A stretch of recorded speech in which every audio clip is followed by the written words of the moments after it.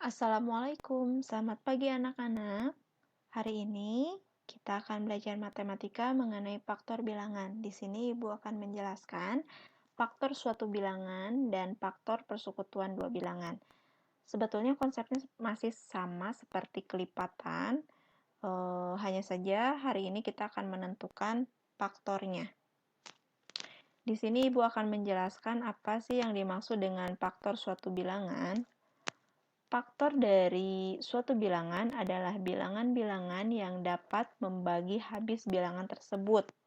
Contohnya di sini Ibu akan menentukan faktor dari bilangan 8. Pertama-tama anak-anak membuat sebuah tabel untuk menentukan faktornya.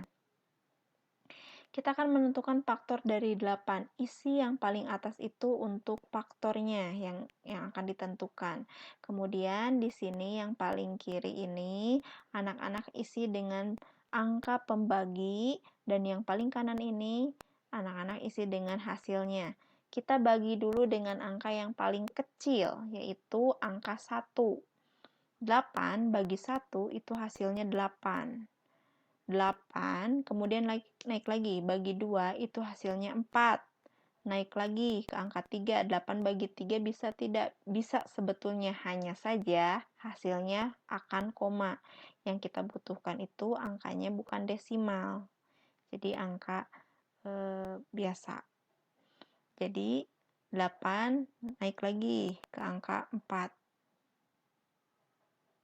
Nah, 8 bagi 4 itu hasilnya 2, kemudian 8 bagi 5 juga sama hasilnya desimal, 8 bagi 6, 8 bagi 7 juga desimal hasilnya. Nah, setelah itu 8 bagi 8. Itu hasilnya 1.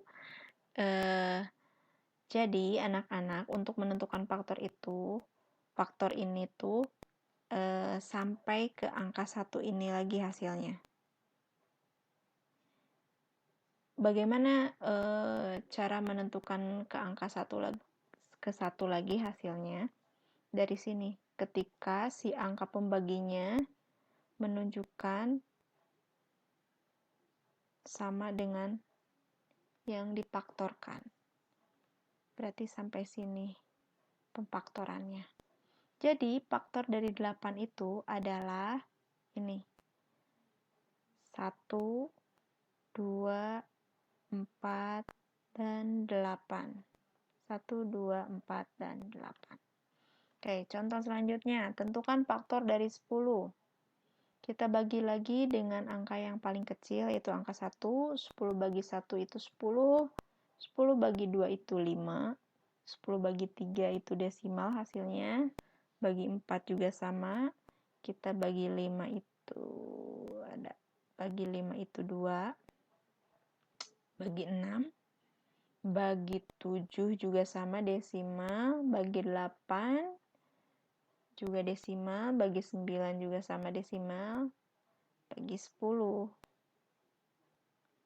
itu hasilnya 1. Nih, di sini berarti kalau sudah hasilnya 1 dan pembaginya sama dengan yang difaktorkan, berarti sudah selesai pemfaktorannya. Jadi hasil faktornya itu ada 1, 2, 5, dan 10. Kita tulis di sini.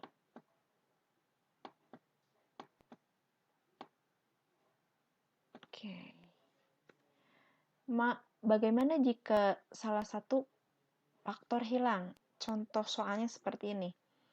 Titik-titik dikali 8 sama dengan 32. Untuk mengasih titik-titik ini ke anak-anak tinggal dibagi saja. 32 dibagi 8 itu hasilnya 4. Kemudian di sini juga ada soal 2 kali 4 sama dengan hasilnya itu berapa dikali 8. Kalikan dulu yang ini. 2 kali 4 itu hasilnya 8. Maka titik-titik dikali 8 itu hasilnya 8. Berapa titik-titiknya? Angkanya, yaitu angka 1. Karena 1 kali 8 itu hasilnya 8.